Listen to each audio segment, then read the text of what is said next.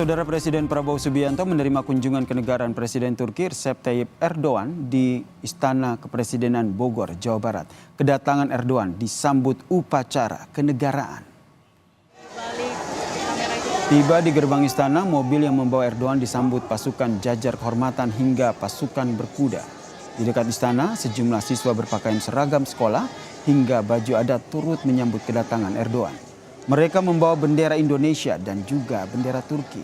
Erdogan disambut langsung oleh Prabowo. Keduanya lalu menuju ke depan istana untuk memperdengarkan lagu kebangsaan dua negara. Selama lagu tersebut dilantunkan, saudara, terdengar sebanyak 21 meriam ditembakkan.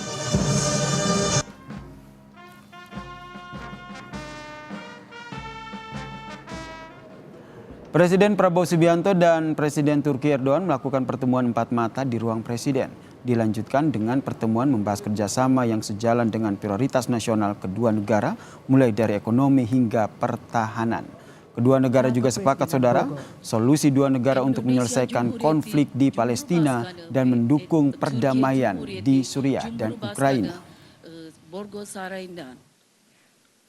Di bidang hubungan internasional, kami menegaskan bahwa Indonesia dan Turki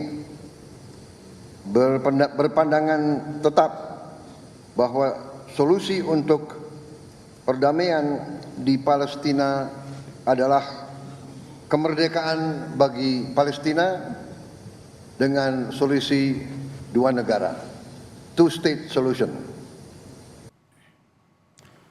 Sementara itu, saudara, Presiden Turki Recep Tayyip Erdogan mengapresiasi sikap pemerintah Indonesia yang tegas dalam menyelesaikan konflik di Palestina. Turki siap bekerja sama dengan Indonesia untuk membangun kembali Palestina. Kepada delegasi Indonesia dan Turki. Endonezya'nın Filistin meselesindeki duruşunu takdirle karşılıyoruz. Mengenai masalah Palestina, saya mengapresiasi sikap bangsa Indonesia yang sangat tegas. Önümüzdeki dönemde Gazze'nin yeniden inşasında ve Filistin davasının savunulmasında Endonezya ile birlikte çalışmaya devam edeceğiz. Ke depan, dalam hal pembangunan kembali Palestina pasca konflik, kita akan terus melanjutkan kerjasama ini dengan Indonesia.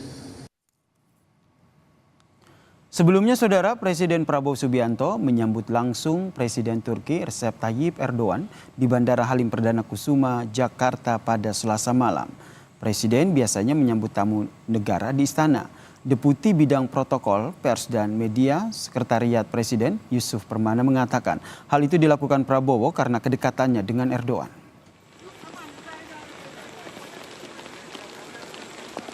Pak Presiden Prabowo sangat concern dengan hal ini. Beliau sangat ingin memberikan penghormatan tertinggi kepada tamu negara, tamu kita semua, dengan memberikan penghormatan yang terbaik. Saudara, Indonesia dan Turki kompak menyatakan kemerdekaan Palestina adalah solusi untuk perdamaian negara tersebut.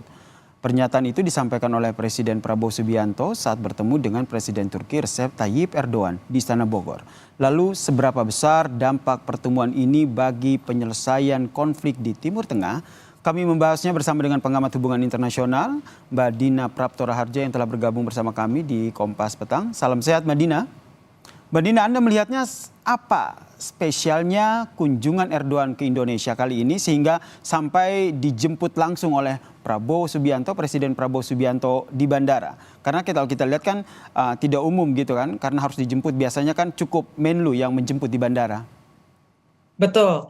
Sebenarnya kalau dalam gesture diplomasi, negara manapun yang didatangi itu adalah negara yang dianggap penting oleh negara yang mendatangi. Itu udah cukup. Jadi toh nanti ada pertemuan tatap muka, kemudian juga kalau ada yang lebih intim lagi akan ada makan malam, bahkan kalau makan malamnya sampai di rumah. Nah, itu sudah menunjukkan bahwa itu dihormati betul. Jadi tidak perlu sebenarnya sampai dijemput di bandara sebenarnya. Tapi gini, kalau kita bicara soal Erdogan, saya sih menurut Pak Prabowo ini kagum ya sama Pak Erdogan, karena Erdogan ini kan orang lama di politik global.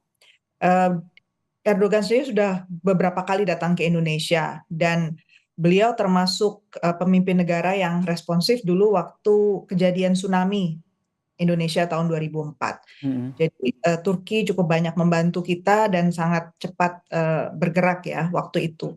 Jadi Erdogan sendiri di tingkat global ini pemain yang kalau sekarang saya bisa bilang ambisius ya. Kalau di awal-awal dulu waktu beliau masih baru pertama-tama berkuasa, kita bisa lihat betapa Turki itu ingin memainkan peranan lebih besar. Nah, saat ini Erdogan posisinya sudah jauh lebih penting daripada waktu itu. Jadi apakah hal ini juga akhirnya yang membuat Presiden Prabowo Subianto melihat ini sebuah hal yang spesial begitu sehingga harus dijemput di bandara begitu? ya bisa jadi begitu ya, karena Pak Prabowo sendiri kan ingin punya postur internasional yang tinggi gitu ya. Saya sih bertanya-tanya juga di dalam hati dalam melihat kejadian ini. Sebenarnya Pak Prabowo ingin memberi pesan apa sih? Kenapa harus Pak Erdogan yang diperlakukan sedemikian istimewanya? Karena yang ditunggu-tunggu oleh kita semua itu kan, kalaupun memang Indonesia mendekat ke Turki, apa yang sebenarnya mau kita lakukan dengan Turki yang selama ini belum dilakukan dengan mitra yang lain. Saya perlu soroti sedikit karena Turki itu bermain di banyak kaki ya. Turki itu anggota NATO dan dia pertahanannya kekuatan militernya nomor 2 terbesar di NATO sesudah Amerika Serikat. Jadi ini bukan negara yang main-main dari segi kekuatan militer dunianya. Untuk advancement teknologi militer mereka juga luar biasa cepat. Mereka juga dipercaya oleh Amerika untuk ini. Tapi di sisi lain Erdogan secara pribadi juga sangat dekat dengan Putin. Dan Erdogan sendiri apply nih untuk mendaftar untuk masuk BRICS. Kemarin pas di Kazan juga. Cuman memang belum disetujui rupanya karena India masih belum cocok nih sama aplikasi keinginan si Erdogan ini. Dengan pengaruh Presiden Turki Erdogan seperti yang Anda sebutkan tadi, sebenarnya apa yang ingin diraih oleh pemerintahan Indonesia? Kalau saya melihat dari pihak Turki lah yang paling gigih memang ingin lebih dekat ke Indonesia. Karena di sisi timur, di sisi Asia, Erdogan ini belum punya tangan yang cukup kuat untuk bisa menjangkau lebih banyak partner. Dari pertama Erdogan naik, itu sangat ingin dia sebenarnya bisa lebih dekat dengan Indonesia. Tapi beefnya tuh nggak ada atau substansinya dari pihak Indonesia tuh belum. Kita secara jujur memang sangat baik, tetapi kita belum bisa deliver hal-hal yang diinginkan. Jadi makanya dibuatlah itu council dewan untuk komprehensif apa istilahnya dia strategic cooperation gitu ya. Jadi dewan ini kan isinya berbagai macam kalangan, ada yang pebisnis, ada yang pokoknya berbagai macam kalangan ya untuk berbagai macam sektor, ada bidangnya TV, radio termasuk ya, kemudian pendidikan tinggi, kesehatan. Ini menunjukkan bahwa sudahlah kita lebih dekat, supaya lebih dekat gimana nih, ada masalah-masalah birokrasi apa, kita bisa putuskan bypass gitu ya, sampai ke level kepala negara kalau memang itu dibutuhkan. Sampai sedemikian itu sebenarnya intensinya Turki. Betul-betul intensinya Turki untuk Indonesia. Lalu sebenarnya apa imbal balik yang bisa diperoleh oleh Indonesia? Harusnya Pak Prabowo yang jawab ya, bukan saya. Ini bagian itu.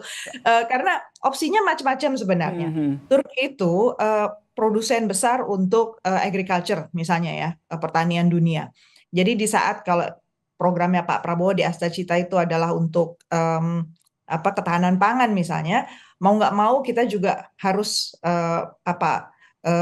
punya benefit lah ya dari berteman dekat dengan Turki karena dia juga lumbungnya dunia.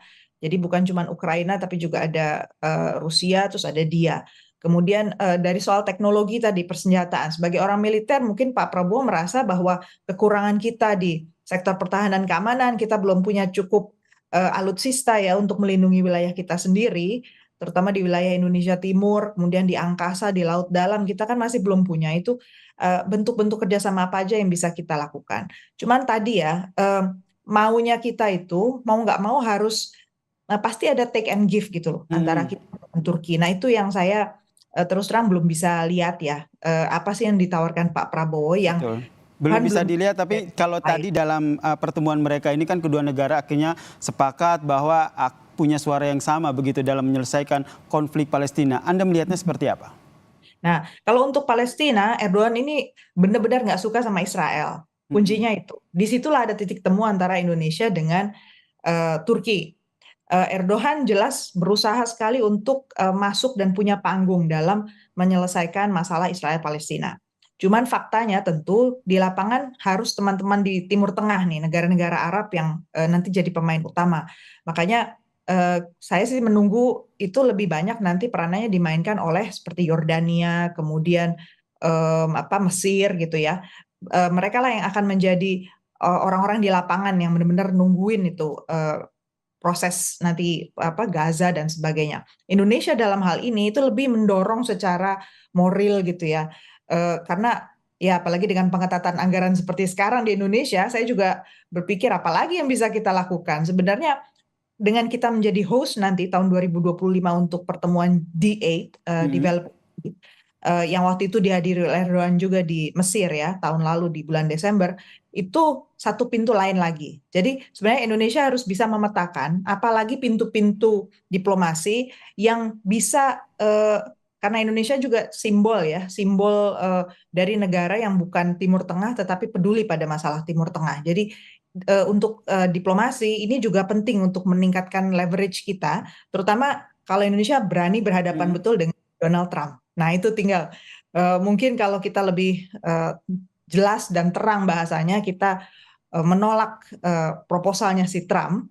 Nah pasti nanti Trump akan memberi perhatian pada kita, cuman kita siap untuk menjawab apa. Oke, ini kita nantikan ya langkah selanjutnya dari pemerintah Indonesia terkait dengan membela Palestina dan apa saja nih kerjasama yang akan dilanjutkan antara Indonesia dan juga Turki. Terima kasih pengamat hubungan internasional Mbak Dina Prapto Raharja telah bergabung bersama kami di Kompas Petang. Salam sehat Mbak Dina.